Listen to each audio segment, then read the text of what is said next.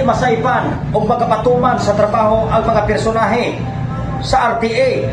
Kinahanglan maedukar sila sa ilang tagsa-tagsa ka mga kaugalingon. Sa tinguha nga subling mahinumduman sa mga traffic enforcers ang ilahang tahas o rason sa pagsulod sa maong trabaho, nagpahigayon og pagpanagtigom ang mga personahe og tropa sa Roads and Traffic Administration kon RTA.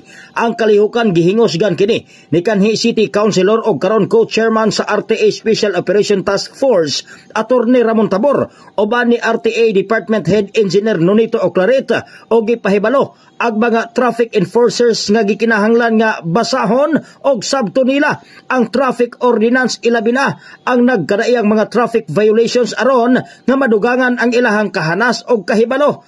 Girepresentar usab ni Attorney Tabor ngadto sa mga traffic enforcers ang iyahang version sa RISE Development Agenda ni Mayor Rolando Clarix Uy nga angayan nilang dumdumon og kini mao ang re-examine and improve our services and traffic enforcement og matod pa nga batunan sa mga traffic enforcers ang maayong pamatasan og kortesiya diha sa ilang pagpatuman sa balaod trapiko.